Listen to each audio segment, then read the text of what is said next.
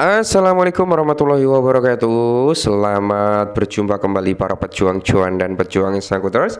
Bagaimana nih keadaan kalian semua? Apakah kalian dalam keadaan sehat semua atau dalam keadaan sedang nangis di pojokan? Ya, karena beberapa hari kemarin dalam kondisi merah merona-rona alias meronta-ronta, ya penurunannya nggak ngotak juga, lumayan dalam gitu kan. Ya semoga kalian tetap tabahlah dengan keadaan yang seperti itu. Toh kalau kalian kemarin-kemarin sempat ambil dipnya gitu teman-teman ya, tentunya udah senyum-senyum juga kan. Nah, tetap ya kan kawan, secangkir kopi harus selalu ada buat menemani kesempatan kali ini. Di mana di kesempatan kali ini kalau kita update kan dari segi meme coin ya teman-teman ya, kita masuk saja langsung ke segi meme coin.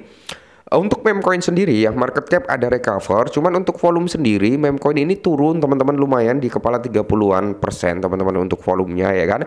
Terus kalau kita lihat untuk parameter ya kan, parameter harga daripada meme coin sendiri ya bisa kalian lihat sendiri di layar monitor teman-teman semua. Saat video ini di-record teman-teman ya atau dibuat ya, seperti Trump ini dengan 11%, Shiba Inu 2%, terus Dogecoin 3%-an, PP sekitar 1,29 sampai di area 1,31% ya.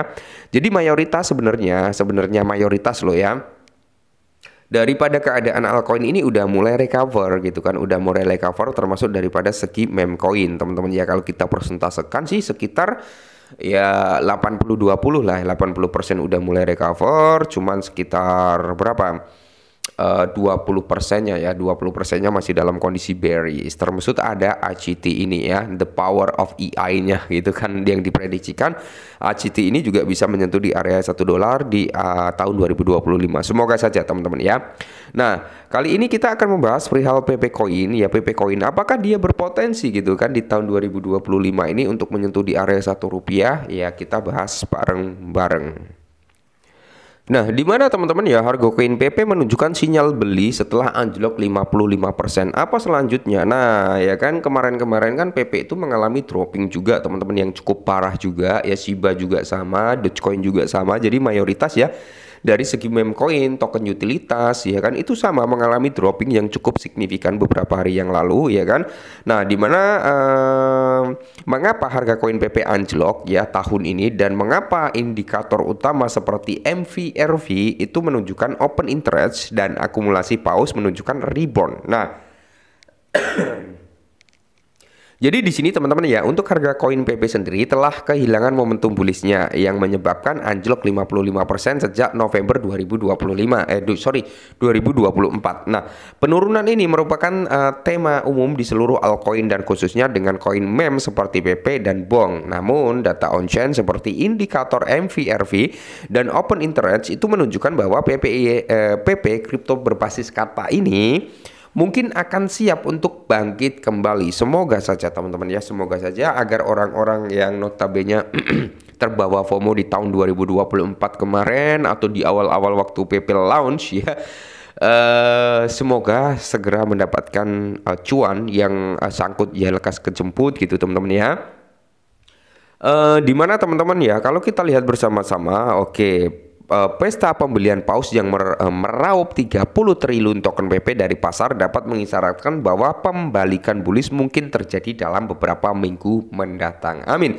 Jadi ya memang teman-teman ada pemborongan sekitar 30 triliun token ya, ini gila juga sih ya. Itu menandakan bahwasanya para pemangku pasar atau para whales itu masih mendominasi terhadap PP juga, masih yakin nih untuk PP masih bisa rebound gitu kan. Nah, harga koin PP anjlok, namun minat terbuka melonjak. Di mana menurut data daripada CoinGlass, harga daripada PP coin ini telah menyimpan dari open interest OI berjangka, ya kan?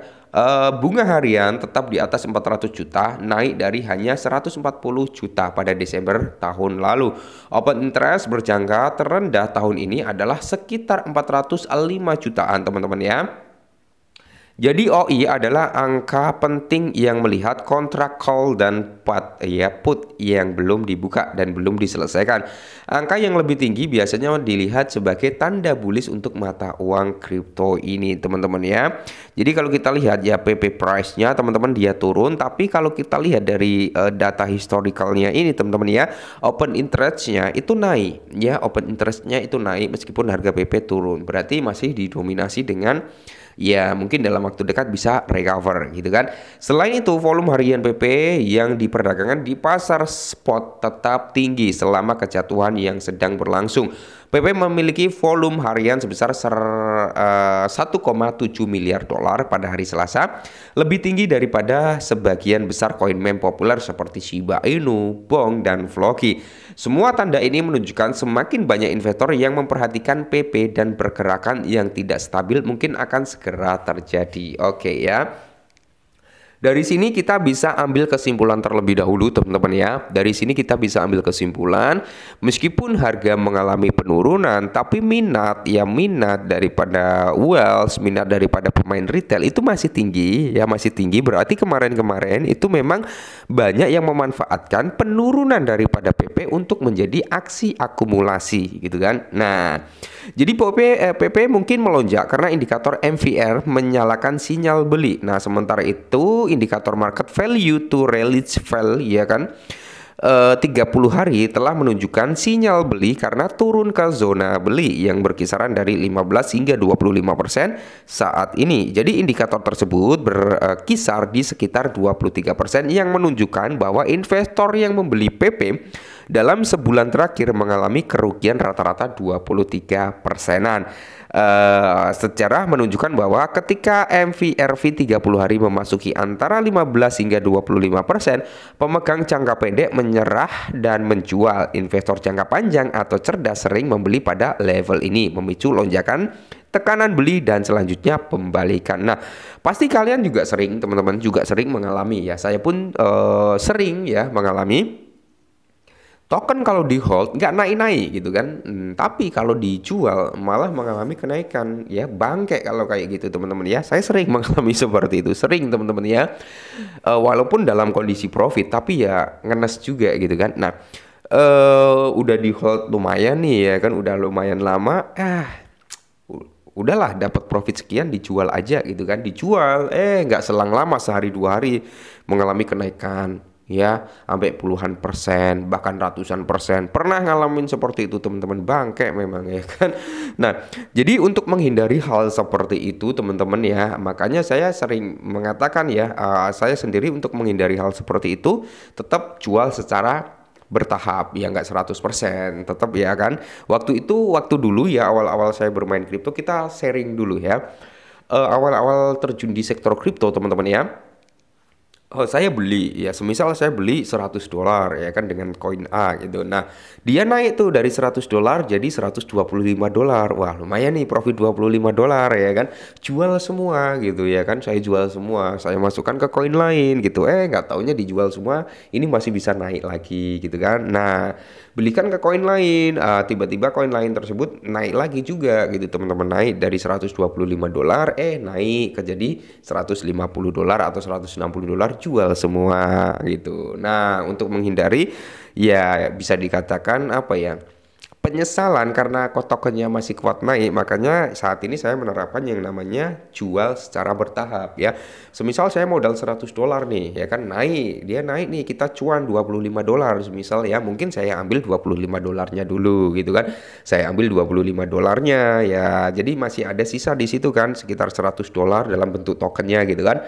Ya siapa tahu masih bisa naik kembali. Kalau dia koreksi sekitar berapa ya, sekitar ya jadi $100 kok jadi $70 ya, $25 lagi buat belanja lagi gitu teman-teman ya.